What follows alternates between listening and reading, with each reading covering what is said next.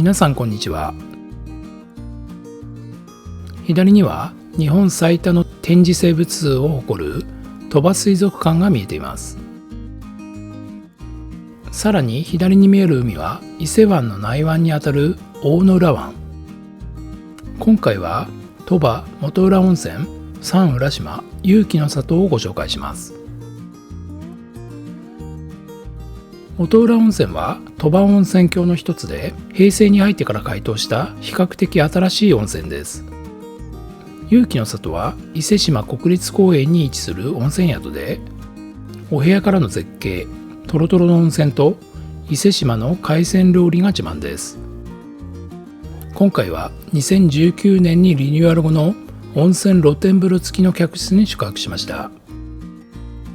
この動画では勇気の里の露天風呂付きのお部屋とお風呂、大浴場と夕食と朝食までフルレビューします。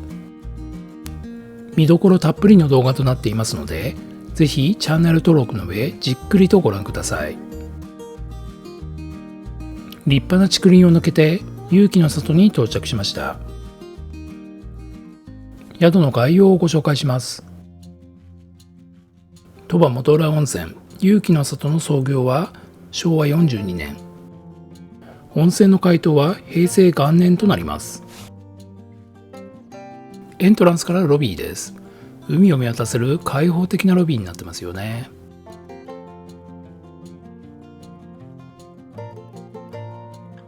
こちらはフロント側。後ほどこちらでチェックイン手続きを行います。窓側はラウンジのようなスペースになっていました。まずは展望テラスの風舞台へ行ってみます。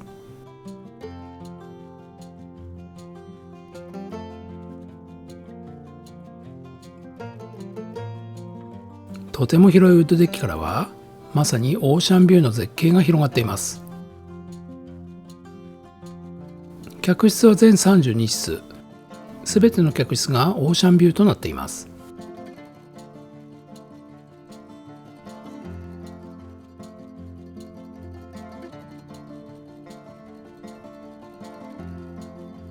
こちらはお土産処野の花亭。三重県といえば日本三大和牛の一つ松阪牛ですよね。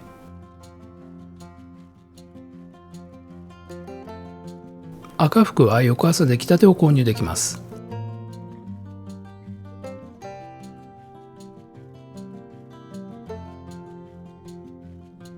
有料ですが色浴衣の貸し出しもありました。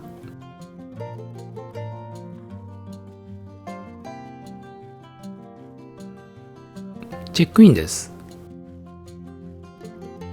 宿泊代金はチェックアウトの時にお見せします。お菓子とお茶をいただきながらチェックインです。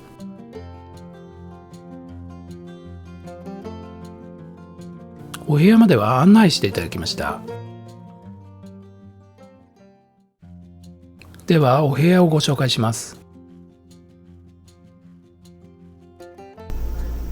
はい、今回のお部屋は801号室浜湯布というお部屋ですね。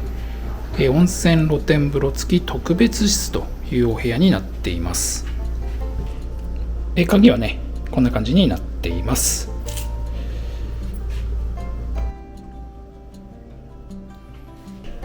玄関ですけれども、もう一見してねこの板の間もそれから周りもねとても新しい感じになってますよね。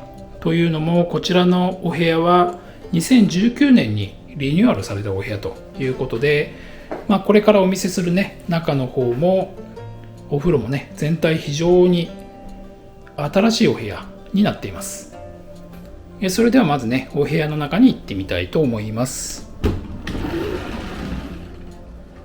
そしてお部屋こんな感じです。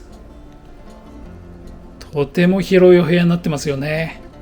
まずねちょっと奥まで行ってみたいと思いますけども、奥の景色がね素晴らしいんですよね。そしてこちらがお部屋のベランダから見た絶景ですね。ほんとねこれ素晴らしいですよね。こちらの湾はね大野浦湾っていう名前のね湾で、生きるに浦と書いて大野浦と読むみたいですけども、伊勢志摩国立公園内にある湾ということで、奥の方には小さな島とか、それからあちらの方には山も見えますけども、もうほんと素晴らしい景色になっています。そしてこちらのねベランダですけども、屋根がかかっていて、こんな感じのデッキのような感じになってますよね。でチェアとテーブルがあるという感じになっています。そして窓側から改めてお部屋を見てみますと、こんな感じの広いお部屋になっています。手前側はねほぼ全体が畳の和室のような仕様になってまして、一番奥の方にね少し板の間のフローリングのようなそういったスペースがありますけども、全体で20畳ぐらいあるようなかなり広めのお部屋ということになってますね。そしてこちらにはデスクがあって、このテレビもねかなり大型の50インチぐらいのテレビがあります。そしてテレビの下には DVD のデッキがありますけども、 DVD はね貸し出しをしているそうなので、お好みでね見ることもできるということですね。そしてこちら側にはテーブルとソファーがあって、こちらのサンダルはね外のデッキに出ることができるサンダルということになってます。お茶菓子ですけども、青さ香りせんべいというお茶菓子が用意されてますね。こちらにはひじきわさびですね、そういったものも置かれてました。そしてリビングにこんな感じでベッドが2つありまして、セミダブルぐらいのサイズのねベッドが2つということになってますね。こちらのね間接照明と壁の模様もおしゃれですよね。そしてこちらのアウトレットは USB とね、それから電源のコンセントがありますね。そしてこちらにはねブラインドコントローラーというのがありまして、こちらの下のボタンを押すと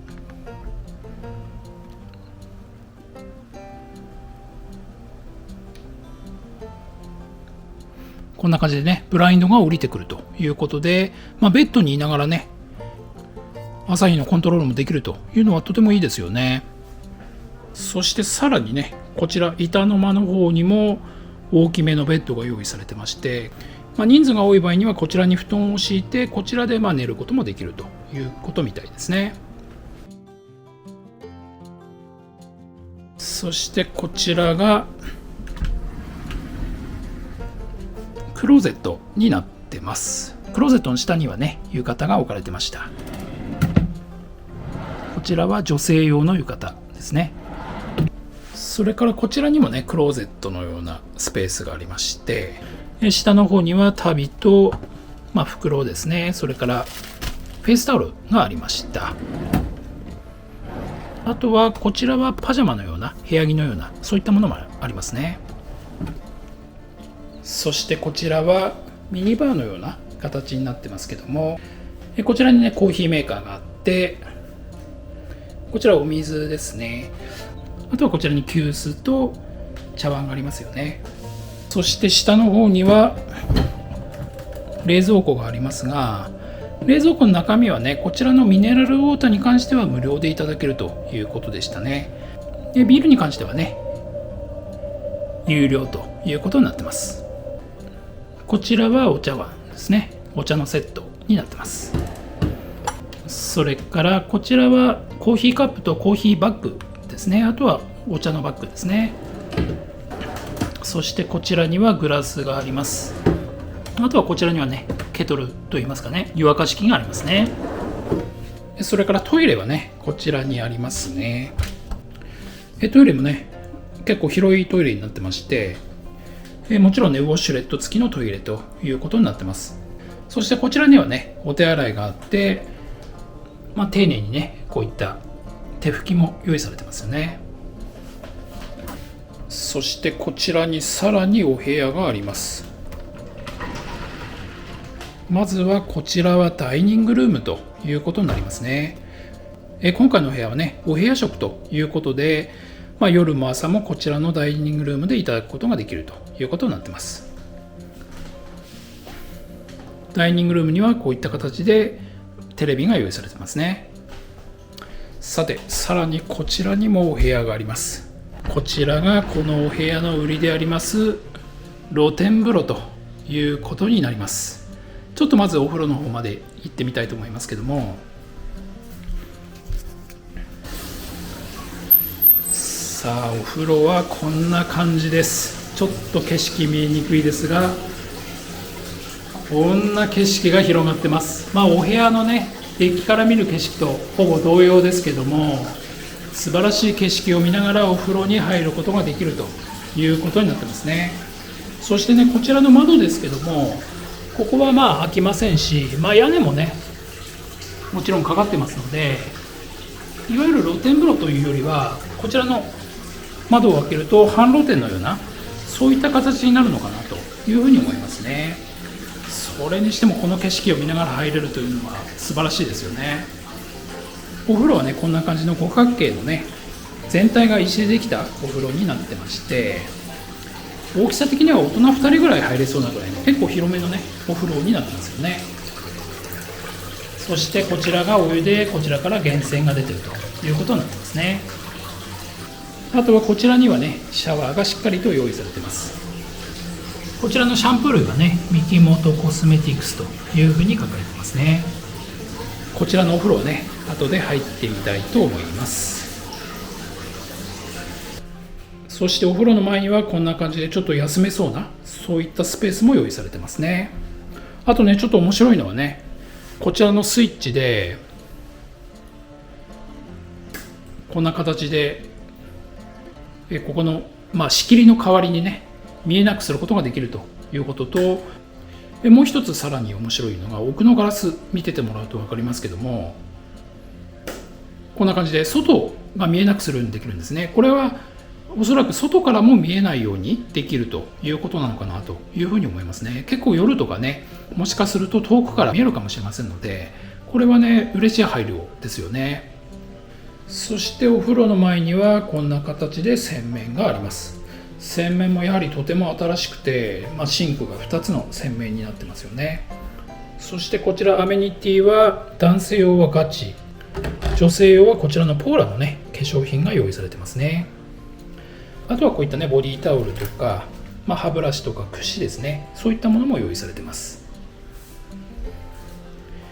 下の方にはタオルやガウンも用意されてますね。あとはね、ドライヤーはこちらのダイソンのドライヤーということになってます。そしてちょっとね、サン浦島について解説をしたいと思います。まずサン浦島はですね、お部屋の数が全部で32室あります。今回僕らが泊まっているのは本館のお部屋ということになりますね。で、本館の中でもこちらの7階と8階に各1部屋ある、露天風呂付きの特別室というお部屋になっています。他にもですね、露天風呂付きのお部屋なんかがあるんですけども、全室がね、オーシャンビューということで、おそらく眺望はこちらのお部屋と同じような感じなんじゃないかなというふうに思いますね。1階と2階の下の方にね、降りていくと、別邸水の星というお部屋が全部で9部屋あります。こちらも温泉の露天風呂付きということで、なかなかグレードの高いお部屋になっていますね。そして大浴場ですけれども、内湯露天風呂があって、結構たくさんね、こんな感じで湯船があるみたいですね。そしてこちらのサン浦島の特徴はこちらですね、元浦温泉、樹光の湯、新樹光の湯で、どちらもですね、アルカリ性単純泉ではありますけれども、 pH が 9.5 と 9.8 とかなり強めのアルカリということで、少しスベスベするような、そういったお湯になっているみたいですね。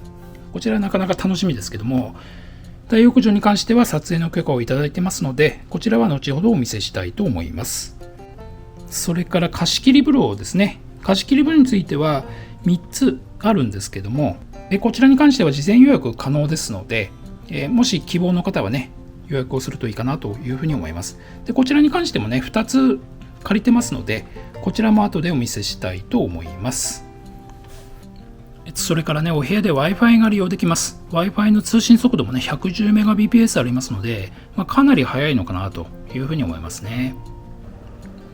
ということで、サン浦島の露天風呂付き特別室でしたけれども、いかがでしたでしょうか。はい、それではお部屋の露天風呂入ってみたいと思います。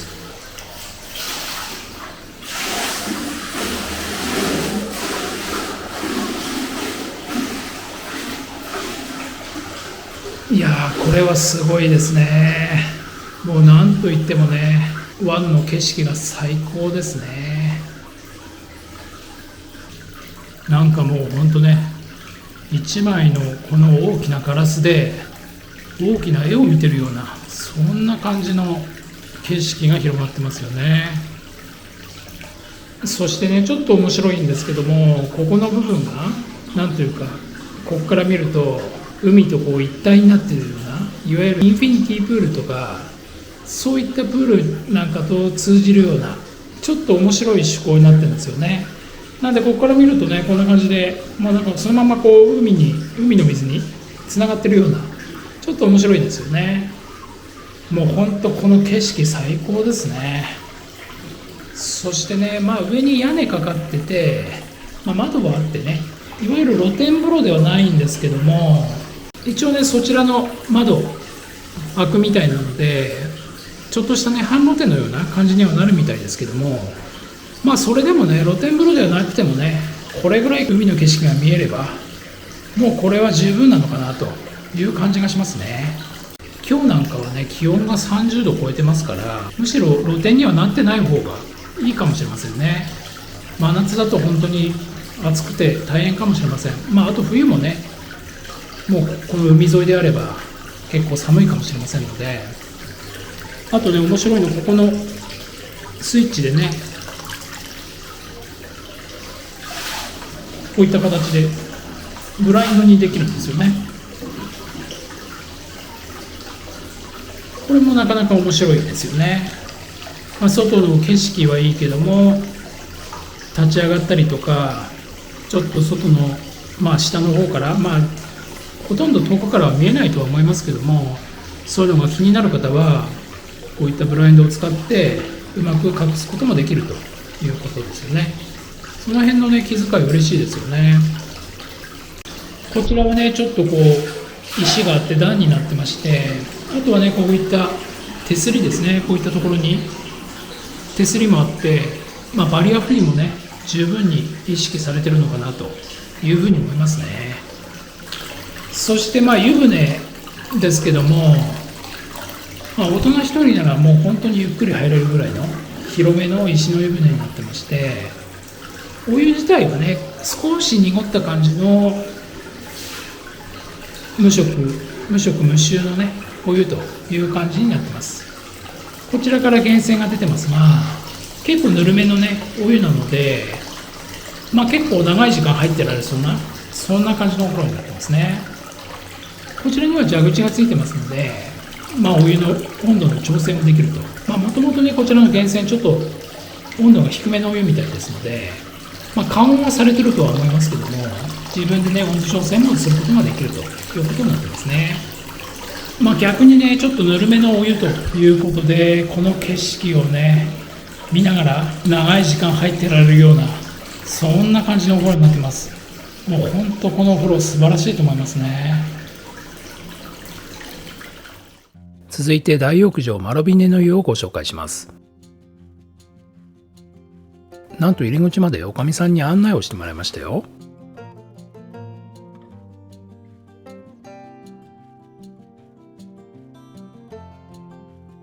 こんな感じのね屋根のある廊下を少し歩いていきます。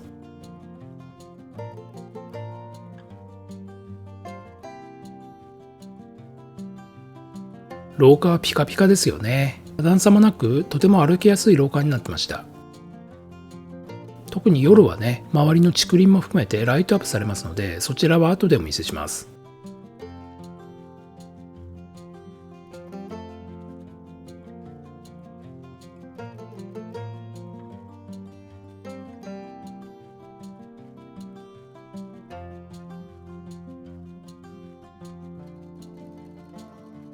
こちらが大浴場マロビネ庵です。マロビネというのはね、ゴロネとかそういった意味みたいですね。まずは女湯内宮をご紹介します。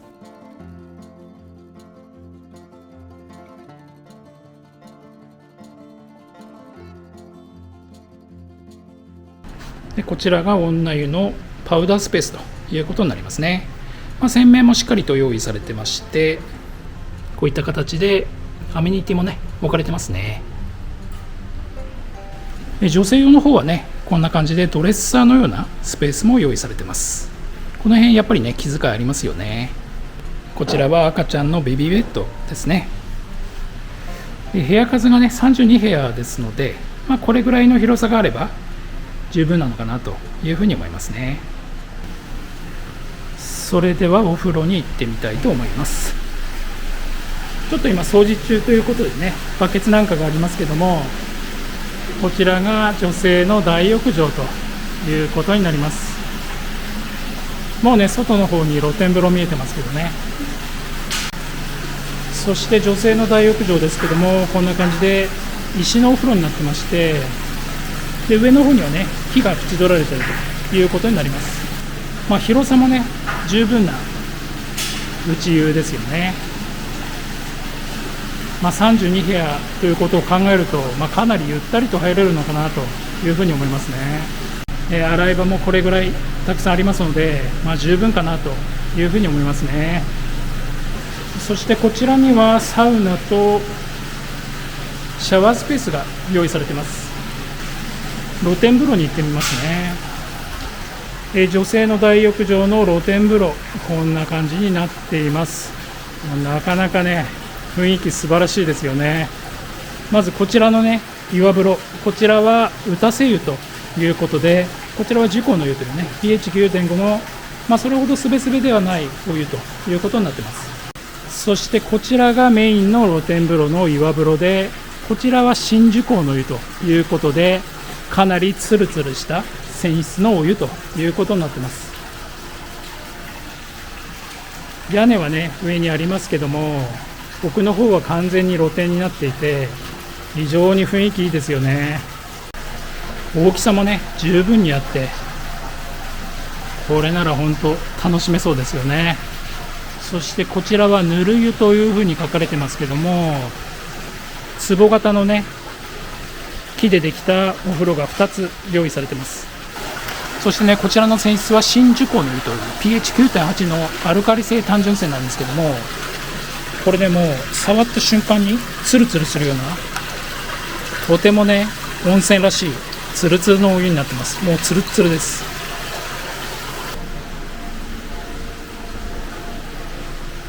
そしてもう一つ、こちらには熱湯っていうお風呂もあってね、こちらは下が石でできていて、上に木が縁取られているようなそんなお湯で、周りは全体がねデッキのような感じになってて、なかなかね面白いお風呂になってますよね。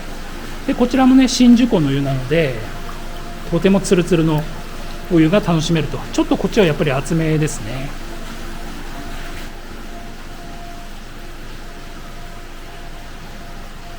ということで、サン浦島女湯の大浴場でしたけれども、いかがでしたでしょうか。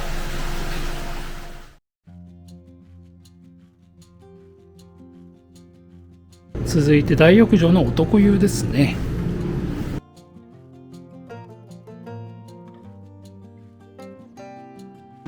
こちらが大浴場の男湯の脱衣スペースということになっています。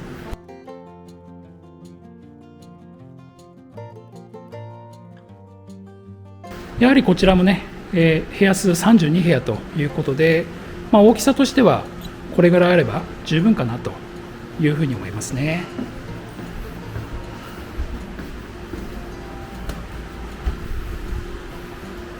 こちらにはね冷水が用意されてて、こんな感じですね。そしてこちらは男性用のねパウダースペースになってます。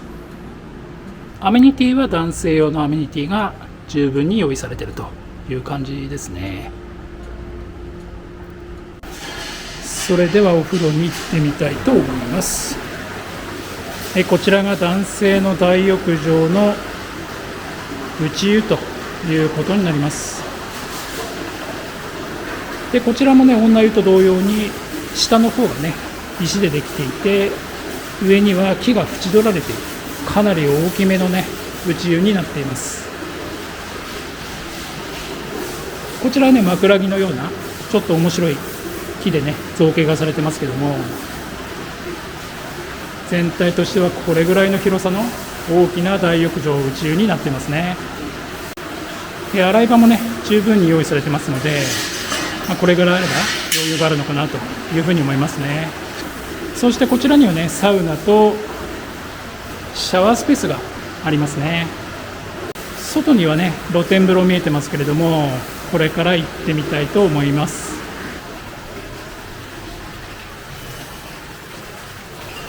こちらが男性大浴場の露天風呂ということになります。こちらもかなり広いですよね。こちらにはねサウナの後の水風呂が用意されてますね。そしてこちらのね露天風呂、こちらは岩風呂になってまして、上から水が落ちてきて打たせ湯ということになってます。そしてこちらのお湯はね平成元年に湧き出した樹洪の湯ということで、こちらはそれほどねツルツルのお湯ではありませんけども、若干濁った感じのお湯ということになってます。そしてこちらの露天風呂、屋根がね少しだけかかってますけども、もうほぼ全体が露天風呂になっているようなそういったお風呂ですが、こちらは新樹洪の湯という pH がね 9.8 のほんの少し白濁りした、手を入れるとすぐにねツルツル分かるようなそういったツルツルのお湯になってます。こちらもね非常に雰囲気のいい岩風呂になってますよね。もう上がほぼ開いてますので、本当に露天のね雰囲気を味わえるのかなというふうに思いますね。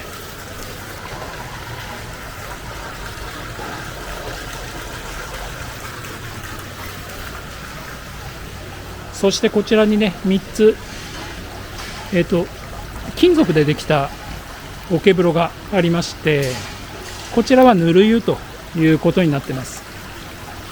少しぬるめのねお湯で、ほぼ1人ずつ入るような、1人ゆったり入るようなそういったお風呂ということになってますね。そして屋根の下にあるこちらのお風呂が熱湯ということになってます。こちらはね丸い湯船の形をしていて、下の方は石でできていて、上に木が縁取られて、そして周りがこんな形でウッドデッキになっていると、そういったお風呂ですね。でこちらもね新樹湖の湯でもうツルッツルなんですけども、こちらはやっぱり結構熱いんですよね。で若干やっぱり濁ってるの分かりますかね。濁りがこちらですと結構分かりますよね。ということで三浦島大浴場男湯の露天風呂でした。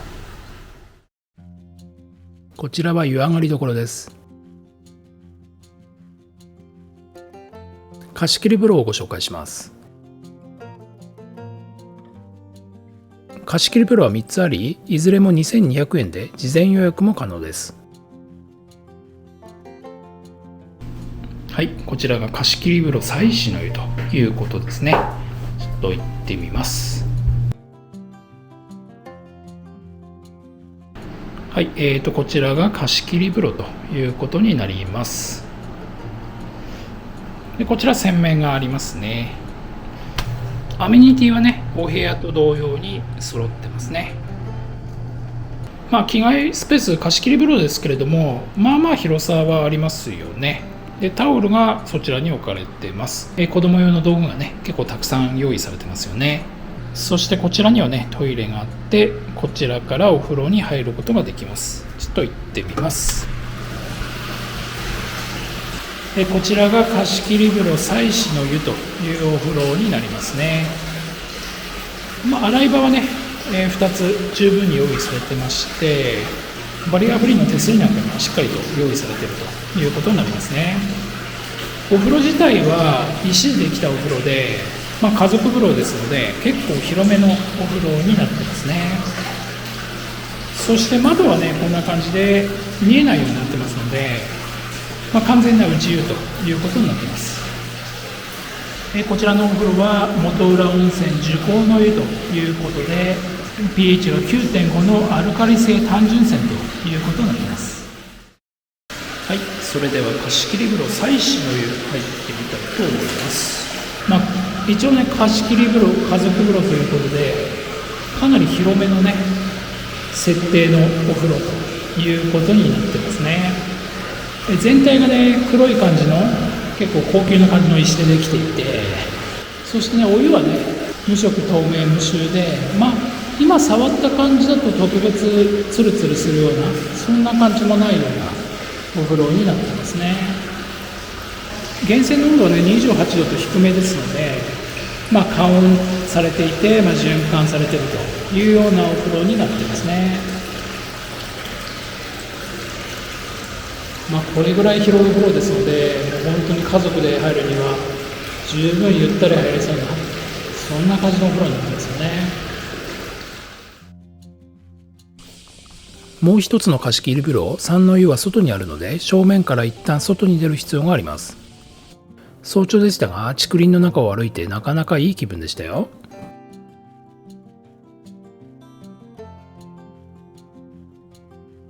こちらのさらに奥に三の湯があります。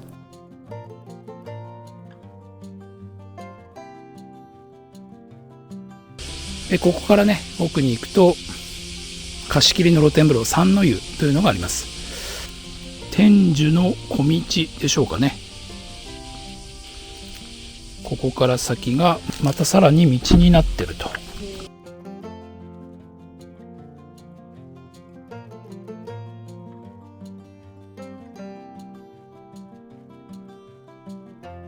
こちらが源泉貸し切り風呂三の湯というお風呂になりますね。この塔全体がねもうお風呂になってるんですよね。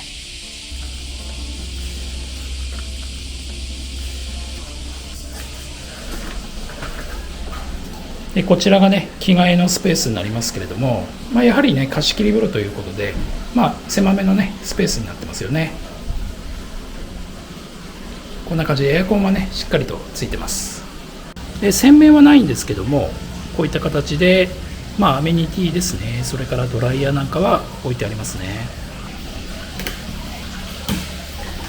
そしてこちらが貸し切り風呂三の湯ということになります。なかなかいい雰囲気のお部屋になってますよね。一応こちらに窓はありますけども、上には屋根がしっかりかかってますので、露天風呂という感じではないですね。でこちらにはね休めるスペースがしっかりとあって、そしてお風呂はねこんな感じの石造りのお風呂になってますね。一人で入るには十分な大きさのお風呂ということになってます。そしてこちらから源泉が出てまして、手を入れてみた感じからすると、無色透明無臭でツルツルもほとんどしませんので、こちらは pH9.5 の方のね受講の湯ということかなと思いますね。でこちらにはね洗い場もしっかりと用意されてますね。夕食まで時間があったので外へ行ってみます。こちらのエレベーターで1階に降りていきます。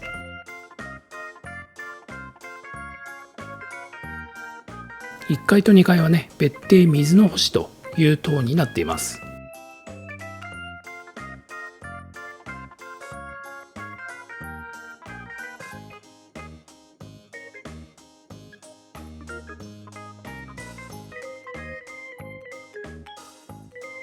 1階からはこんな感じで大野浦湾に直接出ることができます。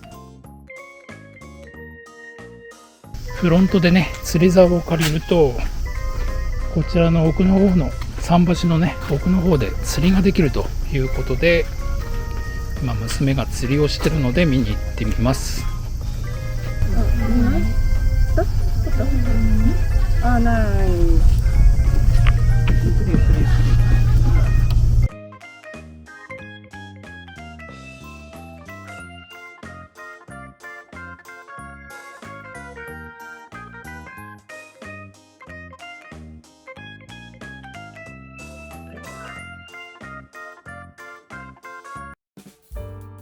1階にはライブラリーがありました。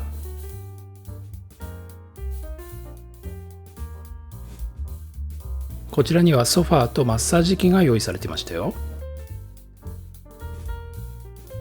貸し出しの DVD もありました。お楽しみの夕食です。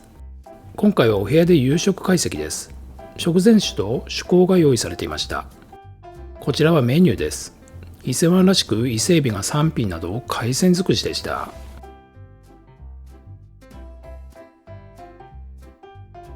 今回は地ビールの伊勢の国ビールと新都ビールをチョイス。子供のジュースはなんと3種飲み比べ。こちらは食前酒の自家製ぶどう酒、糸南京の梅肉寄せ、とうもろこし豆腐、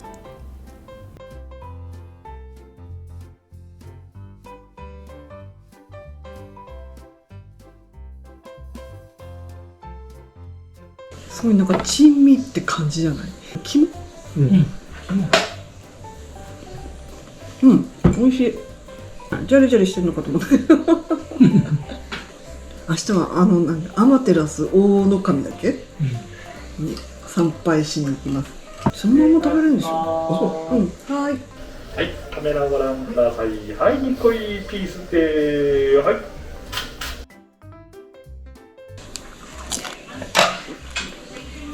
カリカリして美味しいんだよ、頭が。カルシウムたっぷりよ。キャビアが乗ってて贅沢だね。綺麗な刺身だね。すごい新鮮だよね。新鮮な感じ、伝わってくる。こちらはお刺身、ウニと伊勢海老、豪華ですよね。こちらはカンパチ、シマアジ、伊勢マグロ中トロ、タコの湯引き。さてと刺身、やっぱり伊勢海老からだな。伊勢海老ね。伊勢海老からすごいよ。伊勢海老プリプリプリプリな感じだね。もう見た目から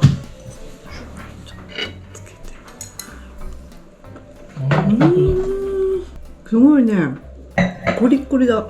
本日のメインって感じ。綺麗な身ね。伊勢海老ってそんなに身取れないんだよね。そう、ほんと貴重な感じで。このさ、タコがさ、噛み切れると新鮮なんだよ。タコの梅肉さ、これが大事。柔らかい。噛み切れる？噛み切れるよ。これマグロね。中トロ。伊勢産でしょ？すごいよ。大間のマグロじゃないけど伊勢産だよ。すごいです。こちらはオプションでお願いした蒸し牡蠣。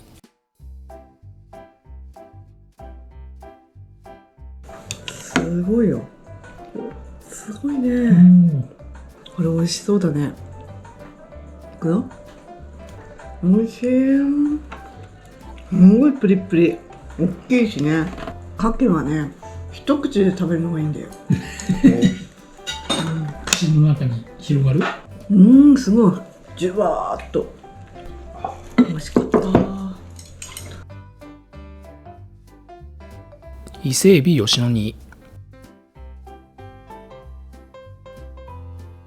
すごい。やっぱりね、伊勢といえば伊勢海老。はるばる来てよかった。旬は冬なんですけど、やっぱり皆さんこの三重に来られたら伊勢海老が食べれると思うので、やっぱりこう一品だけでもお出しするようには。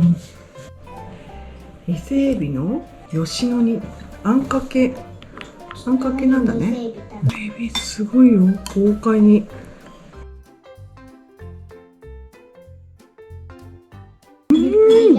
身が柔らかくて最高。こんなに柔らかい。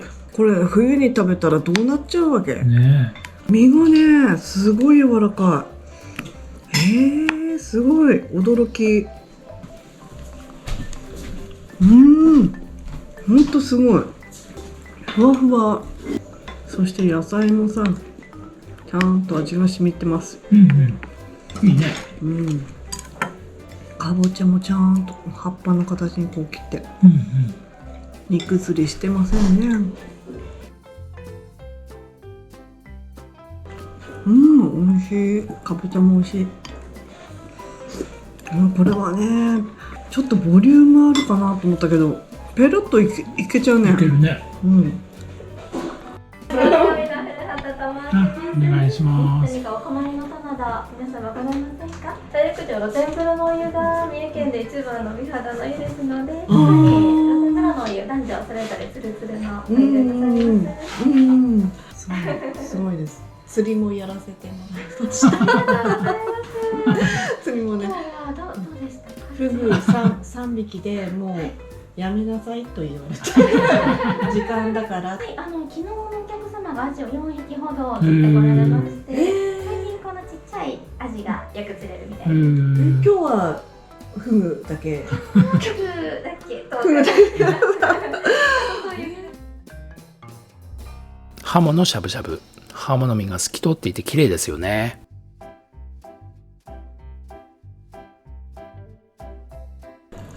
すごい。これがハモ？皮が。しゃぶしゃぶしてね。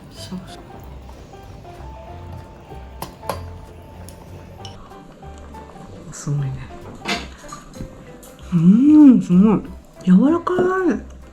ちょっとさ、イメージ的にさ、こう皮もついてたから、皮は噛み切れないんじゃないかなと思ったけど、皮も噛み切れる。やっぱりさ、東北だけじゃなくていろんなとこ行くとこれは面白いもんだね。そこの土地の美味しいもん食べられるからな。すごいわ。アワビステーキ肝ソース。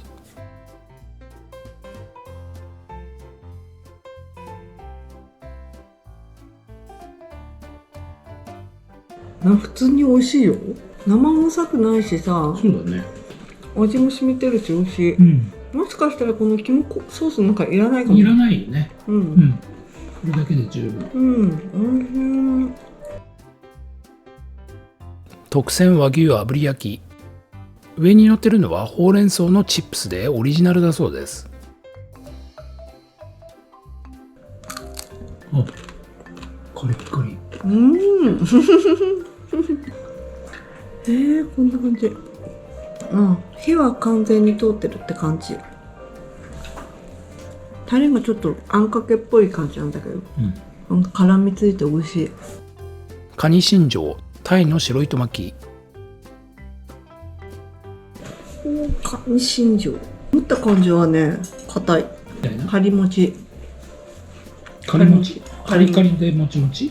カリカリでもちもち。ちょっとかまぼこみたいな感じ。新庄がね。すごいね。手間暇かかっててすごいよ。もうこうサクサク。カリカリだね。ご飯は豆とひじきの炊き込みご飯、赤だし、コウノモの盛り合わせ。美味しそうだ。伊勢エビの。伊勢エビだよ。赤だし。これは美味しい。すごい効いてる。美味しいね。出汁が出てるね。いい出汁が出てるわ。ぜんざいはおかみさんからのサービスとのことです。こちらは抹茶ケーキ、かぼちゃのムース、フルーツ。これがおかみさんからのサービスみたいです。結構甘い。ぜんざいってこんな感じだよね。確かにね、甘い感じのね。久しぶりだ、ぜんざいは。伊勢海老三昧の海鮮中心の食事は最高でしたよ。夜、大浴場までの渡り廊下がライトアップされてましたのでご紹介します。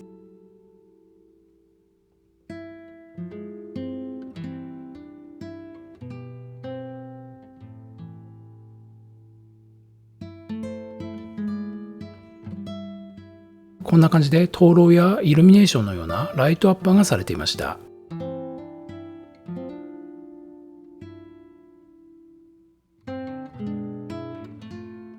壁には昔の海女さんの写真などが飾られていて、ギャラリーのようになっています。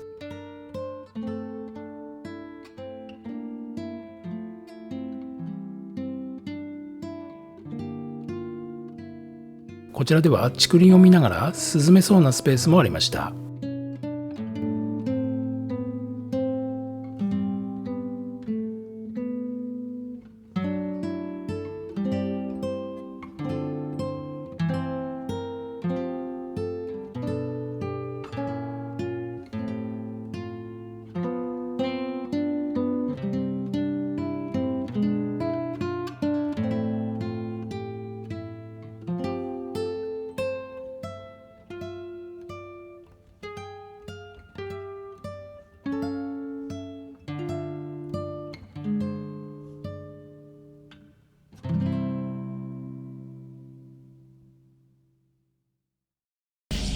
朝の景色です。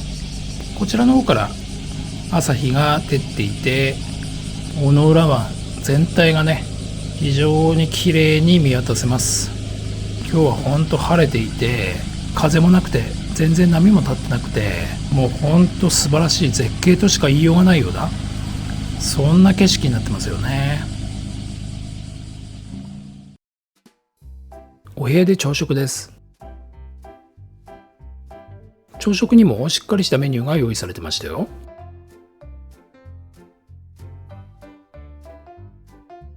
こちらは全体です。朝からとても豪華ですよね。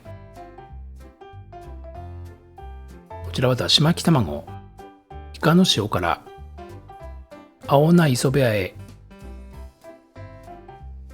野菜の煮物、粗め煮、マグロの漬け、こちらはちりめんじゃこ、渡りガニの味噌汁、なんとカニが丸ごと1匹入ってました。こちらは香の物、蒸し野菜です。こちらは湯豆腐ですね。大内山のヨーグルト、青さが乗ってる。これ崩さないで取りたいね。すごい。スプーンかな、たっぷり。なんか歯にくっつきそうだけど。青さの香りが。青さの香りね。これは鴨の出汁が出てんだね。